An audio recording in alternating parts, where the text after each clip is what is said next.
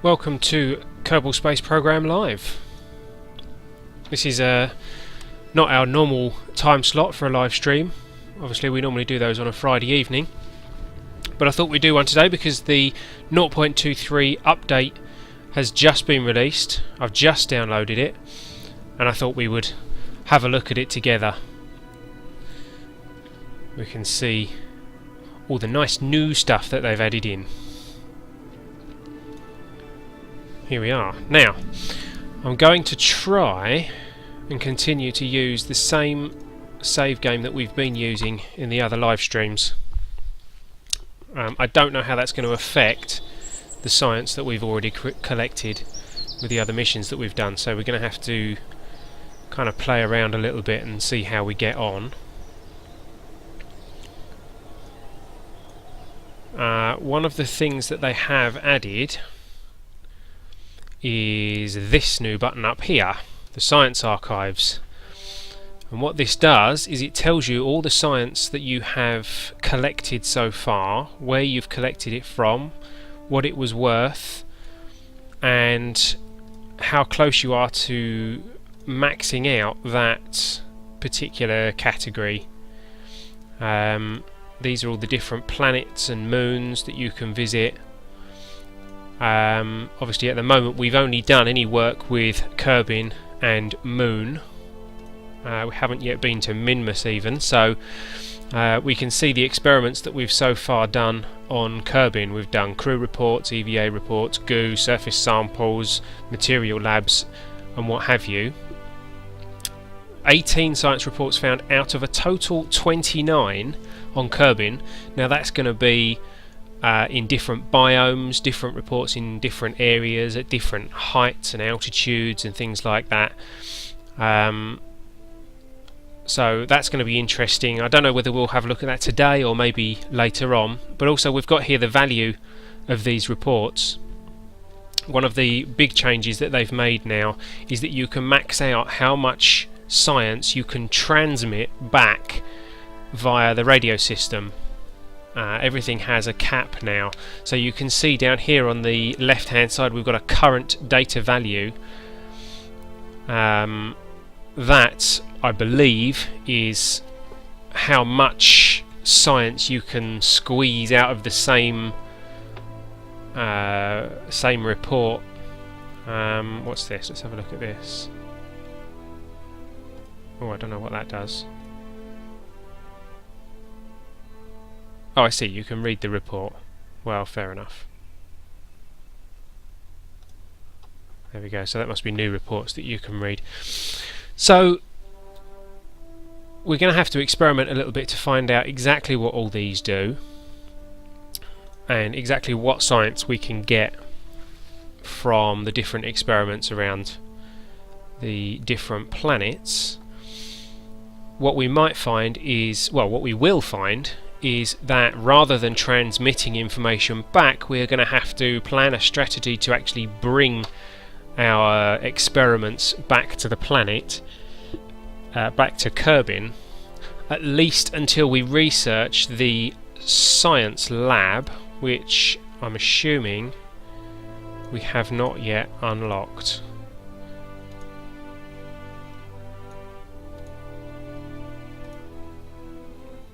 No, it would appear we have not yet unlocked it. I'm guessing it's probably going to come down here somewhere. What's that? Ah, there it is, Mobile Processing Lab. So we need to unlock this space exploration section, which was previously quite useless. I think in our last live stream we said we probably weren't going to bother with this category. They've now added the Mobile Processing Lab in there. So this is something that you can launch into orbit, and you can take your research items, your experiments or whatever back to the the Mobile Processing Lab and get the full value of the science points instead of having to bring it all the way back to the planet. So that is something that we're going to have to save up some science points and unlock. What we need to decide is how exactly we're going to do that. Now, we did unlock the new batteries, the new solar panels and things. You can see here they've changed slightly how this displays to give you a bit more information about the different parts that you'll be unlocking. That's all very useful. We also unlocked the fuel lines and the RCS thrusters and things like that, so we can start building some more interesting rockets, more controllable rockets. So what I think we're going to try and do, I think it would make sense for us to retry the mission to the moon, and this time just make sure that we pack it with enough fuel to actually get us back to Kerbin, because there's a lot of science points that we didn't manage to unlock in our previous trip to the moon. So we took the Jeb 3 rocket last time, so if we have a look at Jeb 3,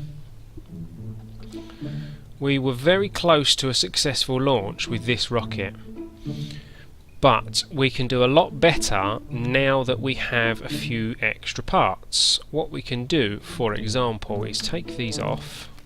We don't need them. Let's find our radial decoupler, and we will go for 2 on the side with liquid fuel tanks on them.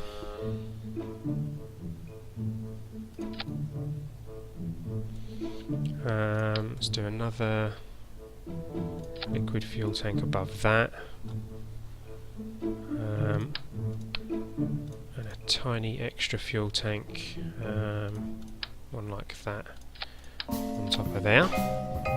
In fact, actually no, we don't need that. We don't need that at all. Put that back. What were you doing that for? We will, however, reinforce this a bit.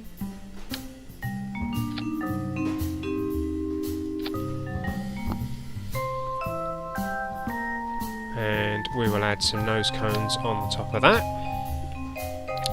And we will... Whoops. Now there is a way that I can...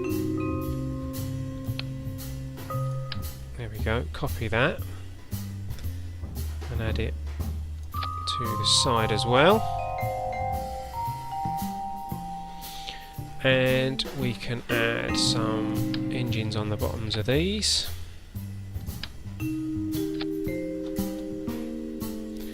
And now we can set up what we call asparagus staging. So we can have a fuel line go from this to to this one,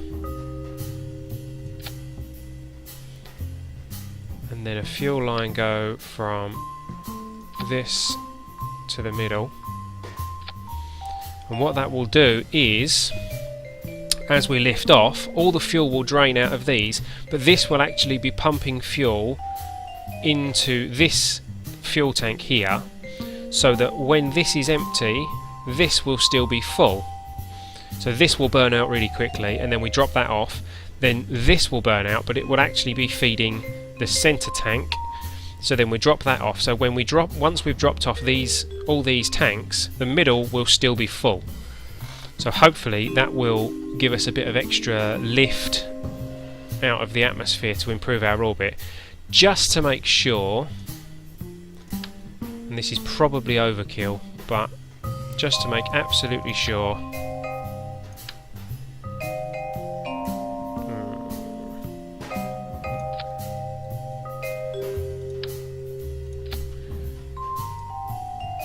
we'll add some solid boosters on here as well.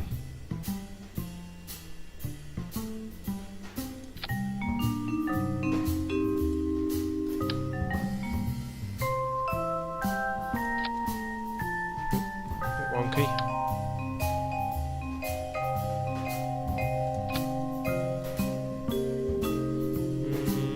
That's about flat. Okay, so that should now be a pretty powerful launch stage.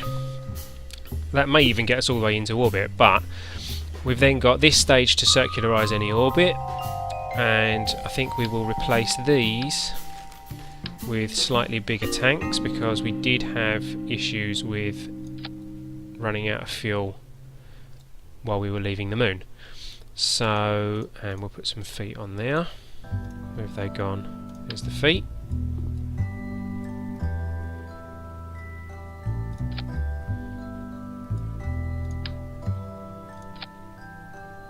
That's not right. We should have 3 of those.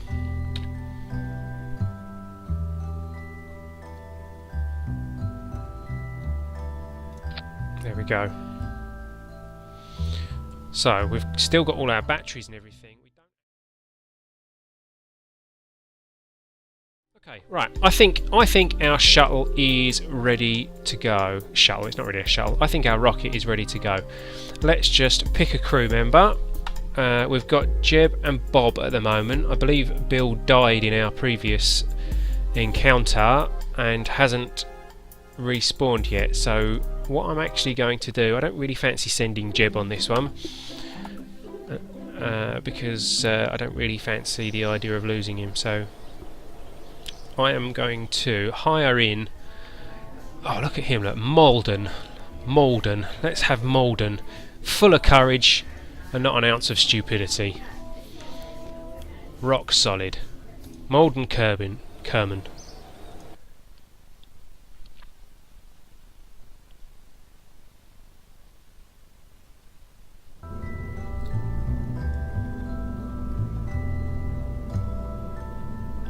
Here we go, take him out. In you go, Malden. There we go. Save it. And we're going out to the launch pad.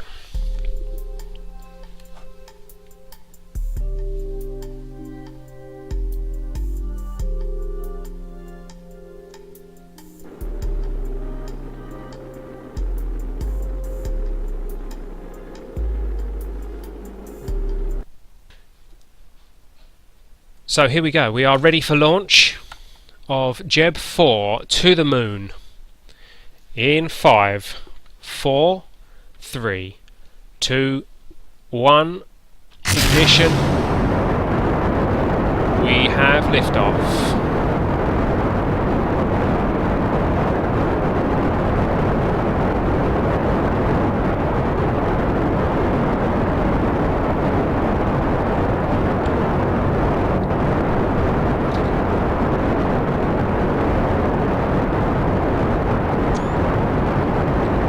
Screenshot of that, nice cinematic view there. I think they've added more particles and things to this smoke and the emissions and everything. It's all pretty cool. I like these new tweaks that they've made. Getting ready to detach these solid boosters now.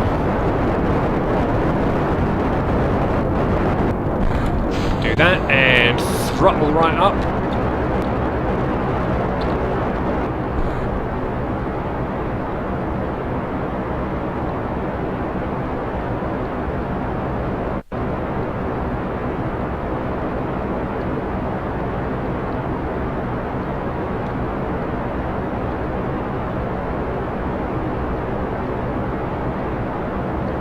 There we go, 45-degree angle. Oh, we've lost 2 of the other engines. Whoa, what was that? That didn't look good. Don't think we done any major damage there. Bit of a design flaw there though. Probably going to need some separatrons on this if we're going to use this design again. Let's see how we're doing here. 21,000, okay, so we need more, come on.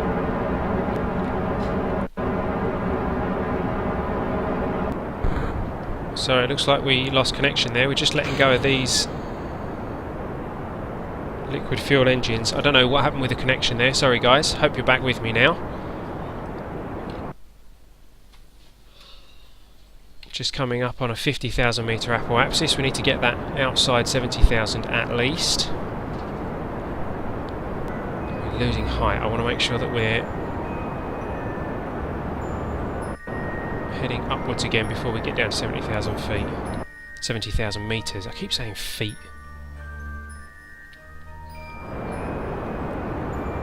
No, we're going to run out of fuel on this stage. There we go. Fortunately, we did improve the rocket here, so we've got enough power in this one to finish the job.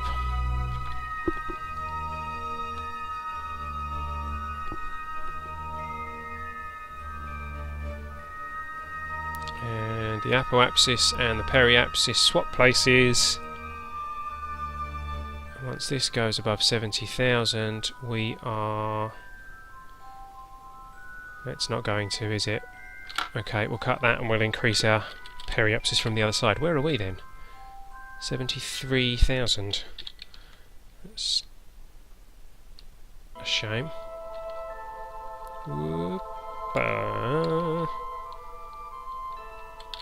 Well, here we are in orbit around Kerbin. While we're here, let's experiment with what science we can squeeze out of these. Probably not a lot at this stage, but a crew report, yeah, 0 science, so no point. Reset that experiment. No point us transmitting that. Mystery goo. Observed. If we recover it, 1.2. If we transmit it, 0. No point keeping that. And with the materials bay, 0.3 if we transmit it, or 21.4 if we manage to recover it. So as you can see, because we have done these experiments before, they are now pretty much worthless without us actually managing to recover these experiments. So that is the big change that came in 0.23 as far as science is concerned. What we need to do, let's just do an EVA check, make sure he can't get any... Nope, absolutely zeros. No science we can get in orbit around Kerbin, that's it. No science we can get orbiting around Kerbin now, so we have to come up with other arrangements. So let's head to the moon. In order to do that, we're going to want to do that about here. And we will fire out this way. Whoop.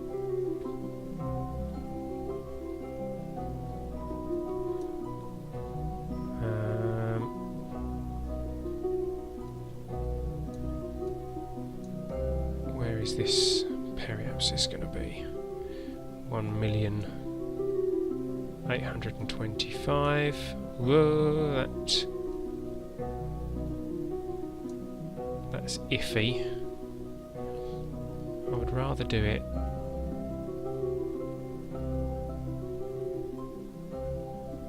ooh, okay.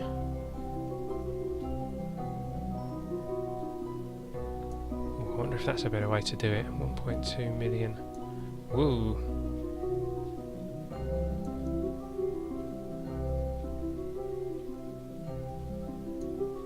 Okay, that's going to take a lot less thrust and get us a lot closer. So, it'll be a bit of a weird orbit, I think, but we might have to be careful that we don't actually fly straight through the moon. 304,000 meters, 304 kilometers. I think we can manage that. So, let's find out how much fuel that's going to take. 50 seconds. I think we can manage 50 seconds with this tank. So let's line ourselves up with our target.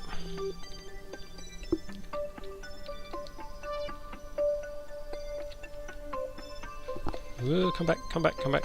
This is where the RCS would have been handy.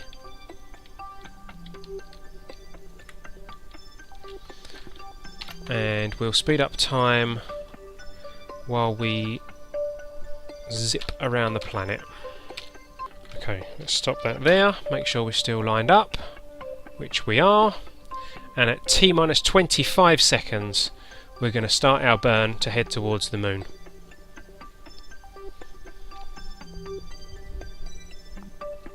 I've got a good feeling about this mission. It's going well so far.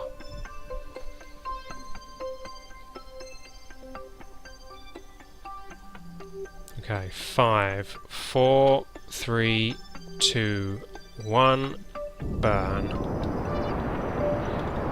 And let's hope we have enough fuel, which I think we do.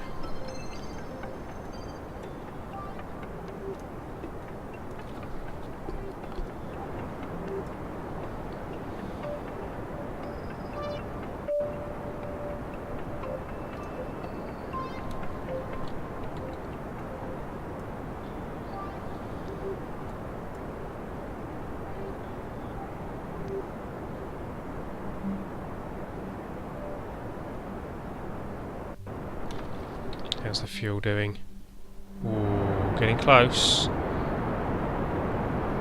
Is it just going to run out? I think yeah, it's just going to run out. So let's dump that. Fire these.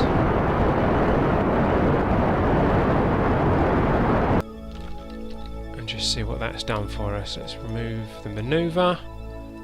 Okay, so we have a periapsis of 519,000 metres with the moon. So quite a weird orbit angle we've got here. Just as we're about to start returning back to Kerbin, the moon picks us up and flings us instead. So hopefully at this point, at the lowest point on this orbit around the moon, we'll be able to deorbit ourselves so that we can land on the moon. So once again, guys, say your final goodbyes to Kerbin. I can't zoom out far enough to see it from this point. Hang on.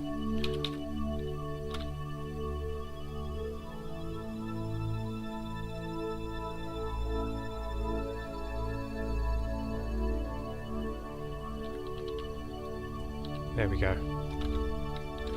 Say your final goodbyes to Kerbin.